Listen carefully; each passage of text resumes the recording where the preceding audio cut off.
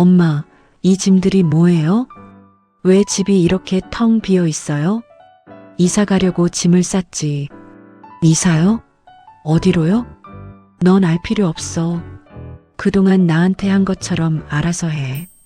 여러분, 제가 이런 결정을 하게 된 이유가 궁금하신가요? 그렇다면 잠깐 구독과 좋아요 눌러주시겠어요?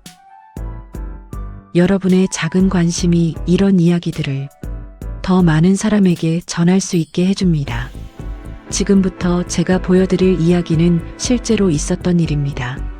한 60대 어머니가 아들 가족과 함께 살다가 스스로의 인생을 되찾기로 결심한 이야기 말입니다. 안녕하세요. 저는 서울 도봉구에 사는 이영미예요. 올해 62세입니다. 30년 동안 청소업체에서 일을 했고 아들 하나를 혼자 키웠습니다. 혹시 여러분 중에 자신의 인생이 정말 자신의 것이었나 싶은 분이 있으신가요? 저는 그랬어요. 62년을 살면서 처음으로 그런 생각을 하게 되었거든요. 사실 처음에는 평범한 어머니였어요. 아들이 대학을 나가고 취직을 하고 결혼을 했을 때 저는 그렇게 행복할 수가 없었어요. 이제 아들이 잘 살겠구나, 그렇게 생각했거든요. 아들이 결혼해서 딸을 낳았고 저는 자연스럽게 손녀를 돌보는 할머니가 되었습니다. 아들은 큰 회사에 다니고 있었고 며느리는 의류회사에서 근무하고 있었어요. 처음부터 이 가족과의 생활은 정해져 있었던 것 같습니다. 제 역할은 명확했거든요. 새벽 5시, 저는 알람도 없이 눈을 떴어요. 손녀의 도시락을 싸기 위해서였어요. 계란말이, 미트볼, 시금치 나물, 고구마 한 가지도 빠지지 않게요. 그 다음은 아침밥을 차리고 세탁기를 돌리고 욕실 청소와 거실 청소를 했어요. 오후 1시부터 저녁 6시까지는 남의 집에서 일을 했습니다. 청소업체를 통해 일주일에 5일을 나갔어요. 집에 돌아오면 다시 저녁 준비가 기다리고 있었어요. 손녀의 학원 시간, 아들의 일정, 며느리의 선호도, 이 모든 것을 고려해서 밥을 차렸어요. 여러분, 만약 아침 5시부터 밤 10시까지 그 어떤 시간도 자신을 위한 시간이 없다면 어떨까요? 처음에는 손녀가 할머니 고마워요라고 안겨올 때 가슴이 터질 듯 행복했어요. 아, 내가 이 가족에게 꼭 필요한 사람이구나, 그렇게 생각했습니다. 그런데 시간이 흐르면서 달라졌어요. 엄마, 청소는 다 끝났어요? 제 친구들이 놀러 오기로 했거든요. 아들 며느리가 저를 바라보는 눈이 점점 차가워졌어요. 마치 고용한 가정부를 대하듯이 말이에요. 엄마, 저녁은 정확히 6시에 차려주세요. 손녀가 학원에 가야 하거든요. 정확히 6시, 1분도 늦으면 안 된다는 뜻이었어요. 저는 시계를 보며 밥을 떠받쳤어요. 엄마, 빨래는 따로 분리해서 해주세요. 저희 옷이랑 섞이면 곤란해요. 그 말을 들었을 때 목이 메었어요.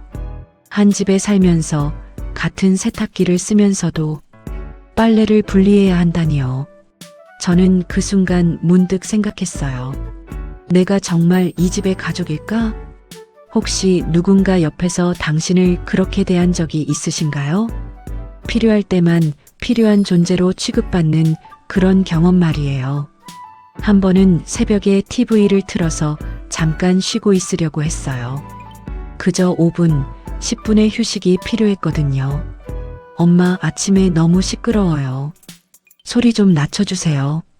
아침 6시였어요. 저는 새벽부터 움직이고 있었는데 잠깐의 휴식조차 시끄럽다는 말을 들었습니다. 그때 깨달았어요. 나는 이 집에서 환영받지 못하는 존재다. 마치 사라져야 할 존재처럼 취급받고 있었어요. 가정부도 아니었어요. 가정부는 적어도 월급을 받고 퇴근 시간이 있고 휴일이 있거든요. 저는 그것도 없었어요. 가장 가슴 아팠던 날은 제가 감기로 고열에 시달렸을 때였어요. 39도의 열이 올랐어요. 몸 전체가 떨리고 있었고 숨을 제대로 쉬기도 힘들었어요. 침대에 누워 있으면서 누군가의 손을 잡고 싶었어요. 엄마 아프신 것은 알겠는데 저녁 준비는 어떻게 하실 거예요? 아이라도 간단하게 해주실 수 있죠? 그 말이에요. 제 건강을 걱정하는 게 아니라 저녁 준비를 걱정했어요. 여러분, 고열에 시달리고 있는 어머니에게 저녁은 어떻게 해요? 라는 말을 건넬 수 있을까요? 저는 눈물을 흘렸어요. 그리고 그날 저녁 열이 나는 몸으로 죽을 끓였어요. 손녀가 먹을 죽을요.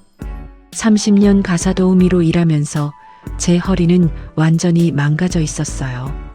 매일 새벽부터 밤까지 쪼그리고 앉아서 걸레질을 하고 무거운 세탁물을 들었거든요. 결국 의사는 수술을 권했어요. 허리 수술을 받아야 합니다. 한 달 정도 무리하지 않으셔야 해요. 저는 아들에게 말했어요. 준호야, 엄마가 수술해야 한대. 그때 아들의 첫 질문이 뭔지 알아요? 그럼 그 사이에 집안일은 어떻게 하죠? 망치로 맞은 것 같았어요. 제 건강, 제 안전, 제 생명은 뒷전이었어요. 중요한 건 집안일이었어요. 수술 당일 저는 혼자 병원에 갔어요. 여러분 생각해 보세요. 전신 마취를 하는 수술을 받으러 가는데 누구도 함께 가주지 않는다면요? 수술복으로 갈아입고 수술실 앞에서 기다리고 있을 때 간호사가 물어봤어요. 할머니, 보호자분은 안 오셨나요? 예, 혼자 왔어요. 바빠서요. 수술 후에 깨어나시면 곁에 누군가는 있어야 하는데 괜찮아요. 혼자서도 잘할 수 있어요. 그렇게 말하면서 눈물이 났어요. 62년을 살면서 가장 무섭던 순간을 혼자 견뎌내야 한다는 생각이 들었거든요. 옆병상에는 60대 할머니가 계셨어요. 그분은 어땠을까요? 수술 전날부터 아들, 며느리, 손주들이 돌아가면서 지켜줬어요. 수술이 끝나자마자 온 가족이 달려와서 엄마 괜찮으세요? 많이 아프세요? 라고 걱정해줬어요. 저는 마취에서 깨어났을 때 텅 빈 병실을 봤어요. 물 한 모금 달라고 할 사람도 손 한 번 잡아줄 사람도 없었어요. 하얀 천장만 바라보며 생각했어요. 내가 정말 이 세상에서 혼자구나. 누군가에게 필요했던 적이 있으신가요? 아, 그게 아니라 정말 사람 대접을 받았던 적이 있으신가요? 퇴원할 때도 마찬가지였어요. 허리가 아파서 걷기도 힘든 몸으로 택시를 타고 집에 왔어요. 그 와중에 며느리가 현관에서 제일 먼저 한 말은요. 엄마, 수술 잘 되셨어요? 저희가 너무 바빠서 병문안도 못 갔어요. 그런데 내일부터 집안일 가능하실까요? 가슴이 무너져 내렸어요. 며느리 의사가 한 달은 무리하지 말라고 했어. 그럼 한 달 동안 저희가 어떻게 해요? 파출부라도 불러야 하나? 돈도 많이 들 텐데. 파출부를 부르는 게 그렇게 아까운 돈이었어요. 나한테는 아까운 게 아니었나 봐요. 가정부로 일하는 게 당연했으니까요. 그때 저는 뼈저리게 깨달았어요. 나는 이 집에서 무료 가정부였다. 혹시 여러분도 누군가의 무료 노동력이 되고 있진 않을까요? 가장 충격적인 순간은 아들과 며느리의 대화를 우연히 들었을 때였어요. 화장실에 가려고 하다가 거실에서 나오는 소리를 들었거든요. 여보, 어머니 때문에 우리 생활이 너무 제약받는 것 같아요. 그래, 친구들도 마음대로 못 부르겠고 우리끼리 외식도 눈치 보이고 그리고 어머니가 자꾸 간섭하잖아요. 간섭이라고요? 손녀 숙제를 도와주고 손녀가 아플 때 죽을 끓여주고 생일에 미역국을 끓여주는 게 간섭이었나요? 솔직히 어머니 없으면 우리가 훨씬 자유로울 텐데요. 그 말이 제게는 칼처럼 들렸어요. 요양원은 어떨까요? 요즘 좋은 곳 많다던데. 요양원이라고요? 그들은 내 몸이 아파지자마자 나를 버릴 계획을 세우고 있었어요. 저는 그 자리에서 더 이상 들을 수 없었어요. 벽에 기대서 생각했어요. 20년 동안 이 가족을 위해 제 모든 걸 바쳤는데 나는 그들의 짐이었습니다. 혹시 당신이 누군가의 짐이 되고 싶지는 않으신가요? 그렇다면 지금 느끼는 이 감정, 제가 하는 말이 다가올까요? 그 일주일 후 아들이 밝은 표정으로 말했어요. 엄마, 우리 이번에 제주도 여행 가려고 해요. 참 좋을 것 같아요. 저는 마지막 희망을 품고 물었어요. 나도 같이 가는 거니? 엄마는 집에서 편히 쉬세요. 저희끼리 가족 여행하려고요. 가족 여행이라고요? 그럼 나는 가족이 아니었던 건가요? 20년을 함께 살면서도요? 그 순간 제 마음 어딘가에서 뭔가 딱 소리를 내며 부러지는 걸 느꼈어요. 아마 제 마음이었을 거예요. 좋아. 그럼 내가 먼저 떠나주지. 아들이 제주도로 떠나는 그날, 저는 현관에서 그들의 뒷모습을 봤어요. 손녀는 신나서 할머니 다녀올게요. 라고 외쳤어요. 그 말에 제 눈물이 맺혔어요. 여러분, 그 말이 당신에게는 어떻게 들렸을까요? 사랑하는 사람에게서 떠나보내는 그런 감정 말이에요. 그리고 자신은 남겨진다는 감정 말이에요.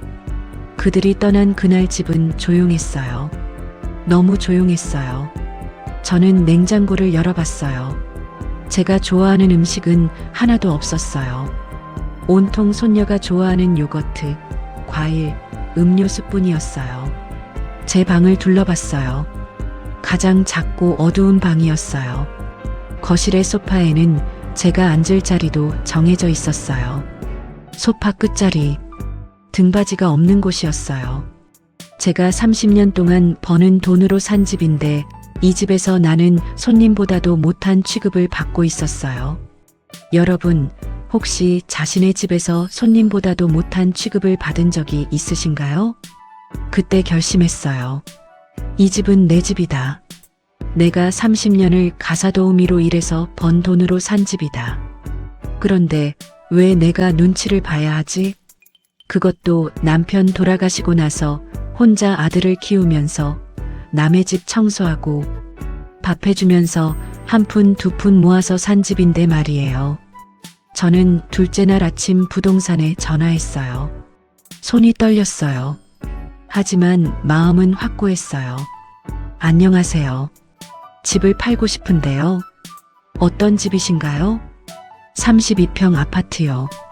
빨리 팔고 싶어요. 부동산 아저씨는 그날 오후에 왔어요. 집을 둘러보더니 흡족해 하더라고요. 할머니, 이 집 상태가 정말 좋네요. 정성껏 관리하신 게 한눈에 보여요. 빨리 팔아주세요. 빨리 파신다면 시세보다 조금 낮춰야겠지만 요즘 이 아파트는 재건축이 진행 중이라 찾는 사람이 많아요. 일주일 안에는 팔 수 있을 것 같은데요. 좋아요. 그런데 할머니, 가족분들은 아시나요? 그 순간 가슴이 철렁했어요. 하지만 저는 당당하게 대답했어요. 제 집이에요. 제가 알아서 해요. 여러분 중에 자신의 인생을 처음으로 스스로 결정해 본 적이 있으신가요? 그때 기분이 어땠나요? 신혼부부가 나타났어요. 젊은 부부였는데 이 집을 정말 좋아하더라고요. 할머니, 이 집에서 행복하게 사셨죠? 여기서 행복했나요? 저는 한참 생각했어요. 처음에는 행복했을 수도 있어요. 아들이 결혼하고 손녀를 낳았으니까요. 하지만 언제부터인가 이 집에서 제 자리는 점점 작아졌어요. 계약금을 받고 일주일 후에 잔금을 치르기로 했어요. 신혼부부는 제가 변심할까봐 잔금을 서두르는 듯 했어요. 하지만 저는 미련이 없었어요. 저는 혼자서 조용히 이사 준비를 시작했어요. 가장 오래된 친구 지은이에게 전화했어요. 지은아, 나 이사 갈 거야. 갑자기 뭐해? 아들이한테 뭐라고 했어? 안 했어. 혼자 결정했어. 뭐 있었어? 뭐한테 화난 거야? 저는 다 털어놨어요. 30년을 어떻게 살았는지, 얼마나 서러웠는지, 왜 이런 결정을 내렸는지요. 잘했어, 영미야. 진작 그랬어야지. 나 경주에 있는 사촌 언니가 있거든. 거기 시골이라 작은 집들이 많아. 내가 알아볼게. 그리고 바다가 가까워. 바다? 응. 파도 소리 들으면서 산책하면 마음이 편해져. 너 그게 필요해. 여러분도 혹시 지금 그게 필요한 것 같은 느낌이 드세요? 넷째 날 아침 아들 가족이 제주도에서 돌아왔다는 연락이 왔어요.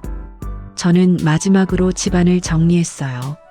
제 물건들은 이미 박스에 다 담았고 이사센터도 불러뒀어요. 준호 가족이 집에 들어왔어요. 현관문을 열자마자 손녀들이 소리쳤어요. 할머니, 우리 왔어요. 제주도 엄청 재미있었어요. 그 말을 들으면서도 저는 거실에 조용히 앉아 있었어요. 그제서야 그들은 뭔가 이상한 걸 느꼈나 봐요. 엄마, 이 짐들이 뭐예요? 제가 조용히 말했어요. 이사 가려고 짐을 쌌지. 이사요? 어디로요? 경주로. 며느리가 얼굴이 창백해졌어요. 어머니, 무슨 말씀하시는 거예요? 저희 여행 간 사이에 갑자기 충분히 천천히 생각했어. 20년을 생각했지. 아들이 소파에 주저앉았어요. 엄마, 집을 팔았다고요? 응. 계약금도 받았고 잔금도 남았어. 내일 낮에 이사 가니까 너희도 이번 주 금요일까지 짐을 빼야 해. 이렇게 빨리요? 빨리 무서우시다고? 너희도 독립적인 생활 하고 싶다고 했잖아. 이제 진짜 독립할 수 있게 된 거야. 아들이 화가 난 목소리로 말했어요. 어머니, 저희가 언제 나가라고 했어요? 안 했어요. 그럼 요양원 보내려고 한 건 뭐야? 청소 매일 하라고, 빨래 따로 하라고, 저녁 6시 정각에 차리라고 한 건 뭐야? 여러분, 이 순간 누군가의 입장이 되신다면 당신은 뭐라고 말하고 싶을까요? 그제서야 둘 다 할 말을 잃었어요. 자기들이 그동안 제게 어떻게 했는지 기억났나 봐요. 저는 계속 말했어요. 이 집은 내가 30년 동안 가사도우미에서 번 돈으로 산 집이야. 내가 혼자 준호를 키우면서 남의 집 청소하고 밥 해주면서 한 푼, 두 푼 모은 돈이야. 너희는 그냥 들어와서 살기만 했지. 전기세, 가스비, 관리비 한 번이라도 낸 적 있어? 며느리가 머뭇거렸어요. 어머니께서 안 받으신다고. 내가 안 받는다고 했어? 언제? 결혼 초기에 내가 생활비 분담에 대해 이야기했을 때 너는 어머니 그런 계산적인 얘기는 하면서 불쾌했잖아. 그래서 나도 더 이상 말하지 않았던 거야. 그리고 내가 매일 새벽부터 밤까지 너희 뒷바라지 하는 것도 당연하다고 생각했지. 아들이 작은 소리로 말했어요. 엄마, 저희도 감사하게 생각하고. 감사? 정말이니? 그럼 왜 가정부 취급했어? 그리고 요양원 이야기는 또 뭐냐? 내가 허리 수술하고 병원에 혼자 있었을 때는 너희들은 왜 그렇게 바빴니? 그들은 완전히 할 말을 잃었어요. 저는 마지막으로 한 방을 더 날렸어요. 난 내일 아침에 이사가. 그렇게 알고 너희들도 이번 주 금요일까지 짐 다 빼야 해. 계약서에 보면 세 사람이 이사 오는 날이 정해져 있으니까. 이렇게 빨리요? 우리 어디로 가라는 말이에요? 갈 곳이 왜 없어? 너희는 가족끼리 여행도 잘 다녀오더니. 너희 며느리 친정 있잖아.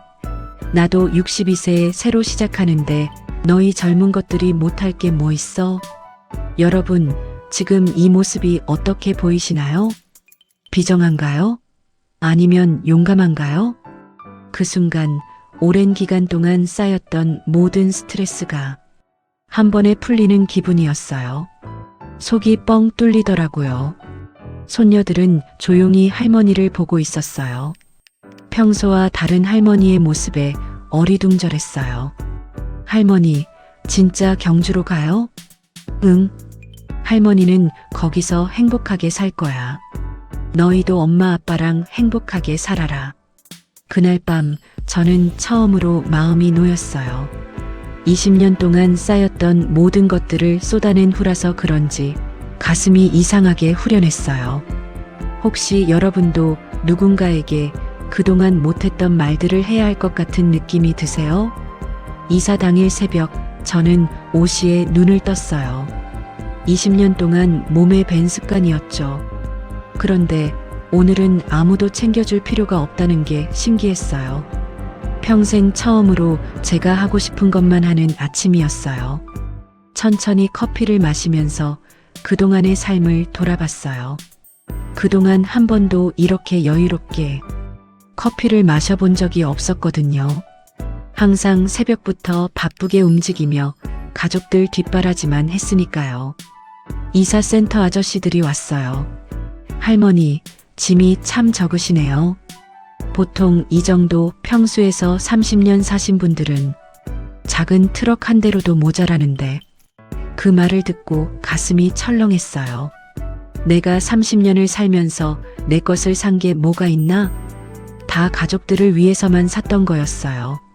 옷도 장식품도 책도 제 것은 거의 없었어요. 아저씨가 말했어요. 할머니, 이제부터는 하고 싶은 것 많이 하세요. 인생은 짧잖아요. 인생은 짧다. 62년을 살고 나서야 그 말의 의미를 깨달았어요. 제 인생은 정말 제 것이었던 적이 있었나? 여러분도 지금 이 질문에 대해 생각해 보세요. 당신의 인생이 정말 당신의 것이었나요? 준호 가족은 어색하게 서 있었어요. 어제 그 충격적인 대화 이후로 집안 분위기가 완전히 얼어붙었거든요. 손녀들이 울먹이면서 안아줬어요. 할머니, 보고 싶을 거예요. 그 순간 눈물이 났어요. 아이들이 그리웠어요. 하지만 동시에 이 생각도 들었어요. 아이들이 보고 싶어 하는 건 할머니가 아니라 할머니가 해주던 모든 것들이겠지. 할머니도 보고 싶을 거야. 그런데 할머니는 이제 행복하게 살 거니까 너희도 엄마 아빠랑 행복하게 살아야 해. 가장 오래된 친구 지은이가 함께 떠나겠다고 했어요. 저는 정말 감사했어요. 지은아, 50년을 같이 산 사람이 너 아니고 강아지뿐이었어. 그리고 너. 차가 출발했어요. 뒤를 돌아봤어요. 30년 동안 살았던 집이 점점 작아져 갔어요. 여러분, 뒤를 돌아보는 게 그렇게 무섭지 않을 수도 있다는 걸 아셨나요? 고속도로를 달리면서 창밖을 봤어요. 초록색 산들이 스쳐 지나갔어요. 지은아, 세상이 이렇게 넓었구나. 순이, 넌 너무 오랫동안 좁은 곳에 갇혀 있었어. 정말 그랬어요. 집과 일터만 오가며 오직 가족들 뒷바라지만 하며 62년을 살면서 이렇게 자유롭게 어디론가 떠나는 게 처음이었거든요. 신혼여행도 시댁 눈치 때문에 제대로 못 갔고 아들 키우느라 여행다운 여행도 못했고 친구들과 여행 가자고 해도 집에 누가 있어야 하니까 하며 포기했던 것들이 생각났어요. 3시간을 달려서 경주에 도착했어요. 차에서 내리자마자 바다 냄새가 코끝을 스쳤어요. 20년 만에 맡아보는 바다 냄새였어요. 새 집은 사진보다 더 예뻤어요. 작지만 아늑했고 무엇보다 제가 주인인 집이었어요. 창문을 열면 바다가 한눈에 들어왔어요. 와, 정말 좋다. 내 집이야. 정말 내 집. 강아지 루루도 신이 났나 봐요. 집안을 이리저리 뛰어다니더라고요. 지은이가 냉장고에 음식을 가져다 놨어요. 영미야, 당분간은 이걸로 해결해. 고마워. 정말 너 아니었으면 어쩔 뻔했어? 50년 친구가 이런 걸로 고마워하면 안 되지. 50년. 정말 긴 세월이었어요. 그동안 제 곁에 있어준 유일한 사람이었어요. 새 집에서 첫밤 저는 혼자 잠들었어요. 이상한 소리가 들려왔어요. 처음에는 낯설었는데 들으면서 보니 자장가 같았어요. 바다의 파도 소리였어요. 그동안 밤마다 들었던 소리들이 생각났어요. 며느리의 짜증, 아들의 한숨, 손녀들의 투정. 그런 소리들 대신 이제는 이런 평화로운 소리를 들으며 잠들 수 있다니. 다음 날 아침 일찍 일어나서 바닷가로 나갔어요. 루루와 함께 첫 산책이었어요. 난생 처음 보는 바다에서 마구 뛰어다니는 루루를 보니 절로 웃음이 났어요. 끝이 보이지 않는 푸른 바다를 보니까 마음도 시원해졌어요. 그동안 얼마나 갑갑한 곳에서 살았던 걸까? 파도가 밀려왔다가 빠져나가는 걸 보면서 생각했어요. 나도 이제 새로운 파도처럼 살아보자. 산책하다가 할머니 한 분을 만났어요. 어머, 새로 오신 분이네요. 네. 어제 이사 왔어요. 아, 그래요? 여기 살기 참 좋아요. 공기도 맑고 사람들도 친절하고 정말 오랜만에 들어보는 따뜻한 말이었어요. 혹시 혼자 사세요? 네. 강아지랑 같이요. 아이고, 우리랑 비슷하네.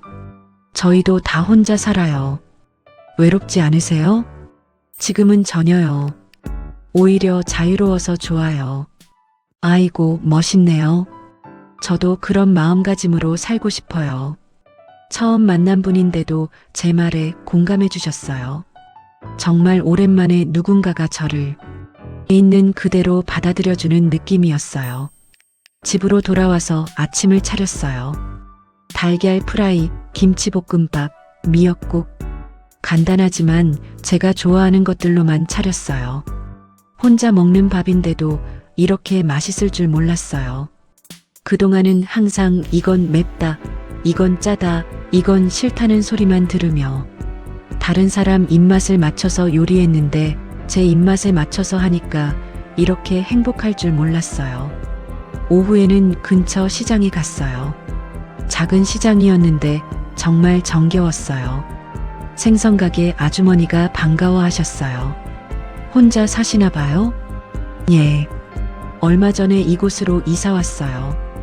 요즘 혼자 사는 할머니들이 늘고 있어요. 다들 자유롭게 사시더라고요. 그 말이 이렇게 좋게 들릴 줄 몰랐어요. 그동안은 혼자 산다는 게 외롭고 쓸쓸한 일이라고만 생각했는데 이제는 자유롭고 당당한 일이라는 걸 깨달았어요. 집으로 돌아오는 길에 생각했어요. 사람들이 나를 있는 그대로 받아들여 주는구나. 그동안은 항상 누군가의 엄마, 누군가의 할머니, 누군가의 가사도우미였는데 여기서는 그냥 이영미였어요. 그날 밤 바다를 보면서 다짐했어요. 이제부터는 이영미로 살자. 여러분도 이제부터 당신의 이름으로 살 준비가 되셨나요? 62년 동안 남을 위해 희생하며 살았으니 남은 시간은 정말 나를 위해 살자. 조용히 혼잣말했어요. 고생 많았어, 영미야. 이제 진짜 내 인생을 살아보자. 62년을 살면서 처음으로 제 이름을 온전히 되찾은 기분이었어요. 울진에 온 지 3개월 후 준호가 갑자기 찾아왔어요. 엄마, 문을 열어보니 준호가 서 있었어요. 그런데 모습이 많이 초라해져 있었어요. 살도 빠지고 얼굴도 어두웠어요. 왜 왔니? 미리 연락도 안 하고. 엄마, 죄송해요. 보고 싶어서 왔어요. 거실에 앉혔고 차를 끓여줬어요. 준호가 계속 두리번거리더라고요. 엄마, 여기 정말 좋네요. 바다도 보이고 공기도 맑고. 응, 좋아. 심심하지 않으세요? 전혀. 매일 할 일이 많아. 준호가 한참 말을 못하더니 결국 털어놨어요. 엄마, 저희 요즘 너무 힘들어요. 뭐가? 장모님 집에서 살고 있는데 정말 눈치 보여요. 장모님이 맨날 짜증을 내시고 아이들도 새로운 곳에 적응도 안 되어 힘들어하고 있어요. 여러분, 지금 이 상황을 어떤 관점으로 보시나요? 비정함인가요? 아니면 정의인가요? 아, 그렇구나. 그러면서도 저는 담담했어요. 그 전에는 흔들렸을 텐데요. 준호야, 너 아직도 몰라. 엄마는 이제 혼자 사는 게 좋아. 더 이상 누구 뒷바라지 안 해. 준호가 고개를 숙였어요. 대신 가끔 놀러와. 그리고 진짜 효도하고 싶으면 너희끼리 잘 살아. 그게 엄마한테는 제일 큰 효도야. 그날 저녁 준호를 위해 된장찌개를 끓여줬어요. 제가 담근 된장으로 만든 거였어요. 엄마, 이 된장찌개 정말 맛있어요. 그래, 내가 어렸을 때 먹던 그 맛이야. 준호가 밥 2그릇을 한순간에 먹으며 눈물을 글썽였어요. 엄마, 여기서 정말 행복해 보이세요. 그동안 엄마 얼굴에서 이런 표정 본 적이 없었어요. 그래, 이제야 알았나? 그때 저는 분명하게 말했어요. 준호야, 엄마는 이제 내 삶을 살 거야. 너희 일에 개입하지도 않을 거고 너희도 내 삶에 간섭하지 마. 가끔 안부 정도는 주고받을 수 있지만 예전처럼 에이지하려고 하지 마. 나도 더 이상 너희를 위해 희생하며 살지 않을 거야. 준호가 고개를 숙였어요. 알겠어요, 엄마. 그동안 정말 죄송했어요. 사과는 행동으로 보여줘. 앞으로 너희끼리 잘 살아가는 모습을 보여주면 돼. 여러분, 혹시 지금 누군가에게 잘못한 게 있다면 이 순간을 보고 생각해 보세요. 그렇게 선을 분명히 그었어요. 정이 있다고 해서 예전처럼 돌아갈 수는 없었거든요. 62년을 살면서 처음으로 제 이름을 온전히 되찾은 거였으니까요. 지금은 경주에 온 지 6개월이 됐어요. 매일 루루와 바닷가를 산책하고 작은 텃밭에서 채소를 기르고 이웃 할머니들과 차를 마시며 수다를 떨어요. 정말 평범하지만 행복한 일상을 보내고 있어요. 준호는 이제 일주일에 한 번씩 안부 전화를 해요. 예전과는 확실히 달라졌어요. 얼마 전에는 손녀들이 편지를 보냈어요. 할머니 보고 싶어요. 여름 휴가 때 놀러 가도 돼요? 편지를 읽으면서 마음이 복잡했어요. 아이들은 그리웠지만 예전처럼 돌아갈 수는 없었거든요. 그래서 이렇게 답장했어요. 할머니도 보고 싶어.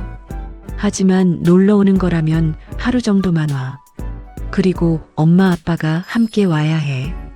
손녀들이 그립긴 하지만 제 새로운 삶이 더 소중했거든요. 바다를 보면서 매일 생각해요. 이제부터는 이영미로 살자. 누구의 엄마도 누구의 할머니도 아닌 그냥 이영미로. 여러분, 혹시 비슷한 경험이 있으시거나 용기가 필요한 순간이 있으시다면 주저하지 말고 댓글로 이야기해 주세요. 우리 서로 응원해 주어요. 그리고 구독과 좋아요도 정말 감사합니다. 여러분의 작은 관심이 저처럼 용기가 필요한 누군가에게 큰 힘이 될 수 있어요.